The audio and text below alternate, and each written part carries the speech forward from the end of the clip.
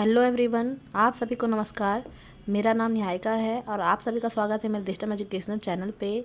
तो चलिए स्टार्ट करते हैं एक नए टॉपिक के साथ। फॉरेस्ट कंजर्वेशन एक्ट जो है, वर्तमान में एक मुद्दा उठा हुआ है कि जो फॉरेस्ट कंजर्वेशन एक्ट जो है 2023 में इसको अमेंड किया गया था, ठीक है ना। तो कुछ PIL इनके खिलाफ लगा हुआ है, PIL लगा हुआ है कि सरकार जो है वह मतलब जो सरकार है वो तमिलनाडु गोवर्धन केस जो था उसको फॉलो नहीं कर रही है, और जो उस केस में सुप्रीम कोर्ट के द्वारा कहा गया था कि फॉरेस्ट किसे कहा जाएगा, उसके अगेंस्ट मतलब ये अमेंडमेंट किया गया है। तो चलिए स्टार्ट करते हैं कि क्या है पूरा मामला। जैसे कि आप स्क्रीन पे देख पा रहे हैं कि use the dictionary meaning of forest, supreme court tells central government, ठीक है। यानी कि जो मैंने बताया भाई तमिलनाडु गोवर्धन केस जो है उसमें फॉरेस्ट के मीनिंग को फॉलो करने के लिए कहा गया था। तो अभी भी वही सेंट्रल गवर्नमेंट को सुप्रीम कोर्ट ने कहा है कि जो मैंने यानी हमने सुप्रीम कोर्ट ने जो वर्डिक्ट दिया था उसको फॉलो करिए। चलिए देखते हैं कि पूरा मामला क्या है। इसमें जो बेंच बैठी हुई थी वो 3 जज की बेंच बैठी हुई थी, जिसमें चीफ जस्टिस चंद्रचूड़ जी जो है, इसमें ऑर्डर पास किया गया है कि जो ये 2023 का जो बिल है ना, जो अमेंडमेंट एक्ट है 1980 का, जो मतलब फॉरेस्ट एक्ट था उसको अमेंडमेंट किया गया है। उनका कहना है कि आपने जो अमेंडमेंट किया गया है, यानी लोगों का जो PIL जिसने लगाया, वो कह रहे हैं कि जो मतलब ये कहीं ना कहीं डिफॉरेस्टेशन को बढ़ावा देता है और इकोलॉजिकल इम्बैलेंसेस करता है, ठीक है। पैटिशनर का कहना है कि जो ये 2023 का जो अमेंडमेंट एक्ट हुआ है इसमें सेक्शन 1A जो है वो अमेंडमेंट जो है कहीं ना कहीं जो हमारा डेफिनेशन है फॉरेस्ट का उसको डाइल्यूट करता हुआ नज़र आ रहा है।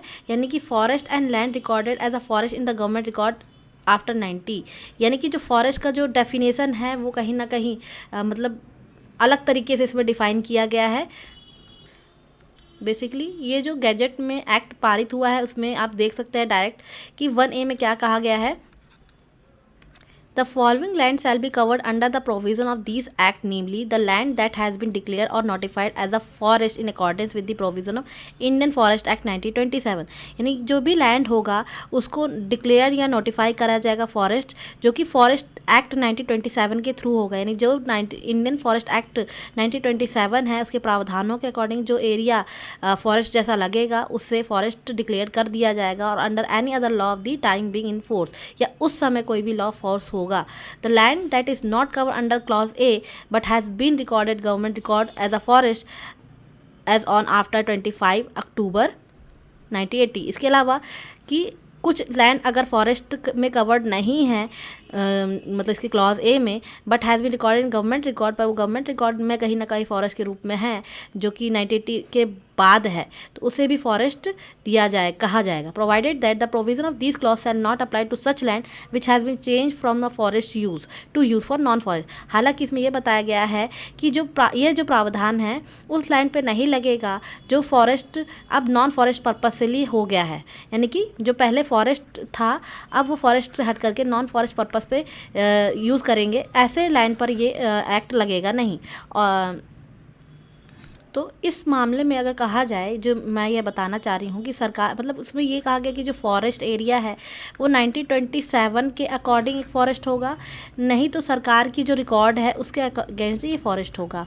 तो पेटिशनर का कहना है कि जिस हिसाब से ये फॉरेस्ट को अपने हिसाब से जो मीनिंग बता रहे हैं वह कहीं ना कहीं ऐसे फॉरेस्ट को गलत तरीके से यूज़ करने का हो सकता है। यानी कि जो उसमें एक पॉइंट लिखा हुआ है कि जो forest area non forest area के लिए यूज़ किया गया है, उस हिसाब से अगर देखा जाए तो पेटिशनर का मेजरली कहना यह है कि जो ज़्यादातर की 1.97 लाख जो कुछ एरिया है, इससे क्या होगा कि वो मतलब उसका गलत यूज़ किया जा रहा है, ठीक है ना। मतलब मेजरली उनका कहना यही है कि 1.97 लाख इस एक्ट के आने के बाद जो है फॉरेस्ट एरिया अब फॉरेस्ट एरिया नहीं कहलाएगा और लोगों के फॉरेस्ट राइट का भी हनन होगा। पर आप यहाँ देखिए, इसलिए कोर्ट ने कहा कि आपको जो 1996 में तमिलनाडु गोवर्धन केस है उसमें फॉरेस्ट का एक मीनिंग बताया गया कि फॉरेस्ट जैसा डिक्शनरी मीनिंग है वैसा ही आप अडॉप्ट करें। यानी कोई एरिया जो है फॉरेस्ट जैसा दिख रहा है तो उसको फॉरेस्ट एरिया घोषित किया जाएगा, उस हिसाब से डिक्शनरी के अकॉर्डिंग जो फॉरेस्ट होता है उसको आप फॉरेस्ट घोषित करिए। कहने का मतलब अगर हम देखा जाए कि भाई कोई एरिया फॉरेस्ट जैसा दिख रहा है यहाँ पे, मतलब वहाँ पे जैसा इकोलॉजिकली है या वहाँ के जानवर कैसे रहते हैं फॉलो, तो ऐसे एरिया को हम फॉरेस्ट घोषित करते हैं डिक्शनरी के फॉर्म में। तो उनका कहना है कि ऐसे एरिया को आप फॉरेस्ट करिए। पर अगर आप 1927 के अकॉर्डिंग या फिर गवर्नमेंट के रिकॉर्ड के अकॉर्डिंग देखेंगे तो कई ऐसे फॉरेस्ट हैं जो बाहर हो जाएंगे।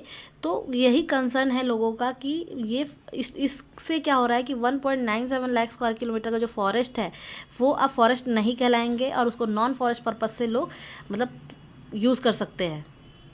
कोर्ट ने यह भी कहा कि जो जब तक कि अब क्योंकि जैसे सरकार ने भी अपना पहले तो इन्होंने बात कहा कि नहीं हमारा ऐसा कोई अटेंड नहीं है कि हम इस टाइप की हरकतें करें, हालांकि हम रिकॉर्ड तैयार कर रहे हैं। तब तक के लिए कोर्ट ने कहा कि जब तक आप रिकॉर्ड तैयार करके नहीं दे पा रहे कि कितने एरिया जो है फॉरेस्ट लैंड के अंतर्गत आते हैं, तब तक के लिए आप डिक्शनरी मीनिंग से ही चलिए, ठीक है। इसके अलावा कोर्ट ने यह भी कहा कि अगर आप किसी एरिया में जू या फिर कुछ भी इस टाइप का सफारिश खोल रहे हैं तो उसको एक बार कोर्ट से ज़रूर कंसर्न करें, ठीक है।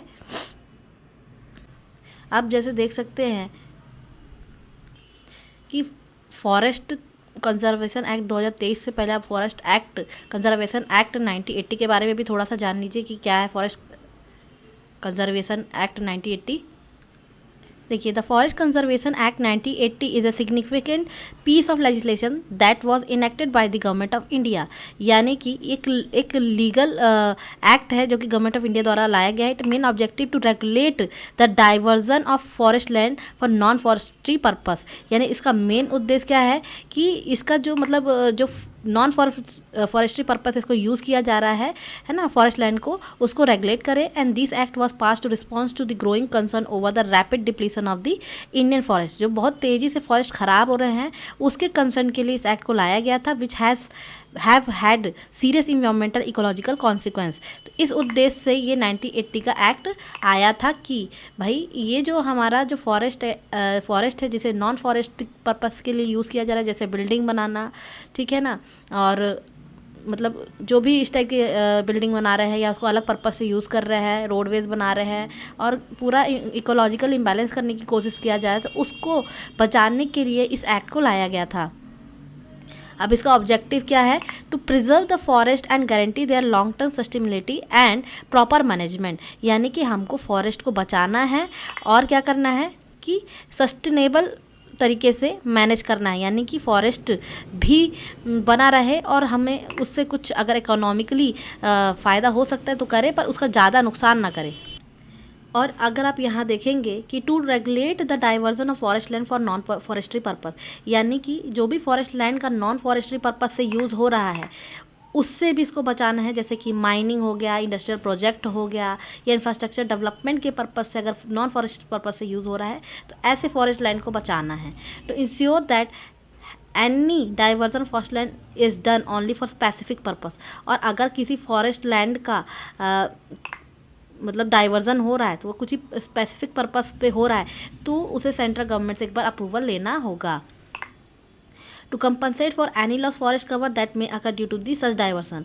और अगर इस डाइवर्सन से किसी को नुकसान होता है तो फिर सरकार को उसका कंपनसेशन देना होगा।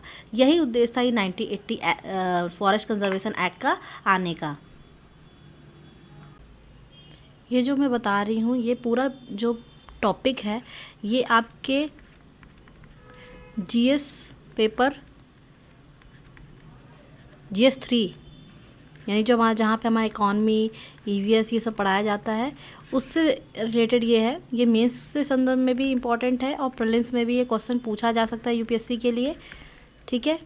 और आप सभी का धन्यवाद। अगर आपको मेरा चैनल पसंद आ रहा है तो कृपया करके आप सभी मेरे चैनल को सब्सक्राइब करें, बेल आइकन को हिट करें ताकि आपको जल्द से जल्द मेरे वीडियोस आप तक पहुंच सके और आपको नोटिफिकेशन मिल सके।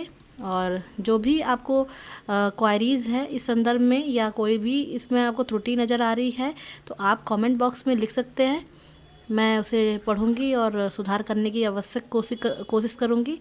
और से लेती हूँ अब अलविदा।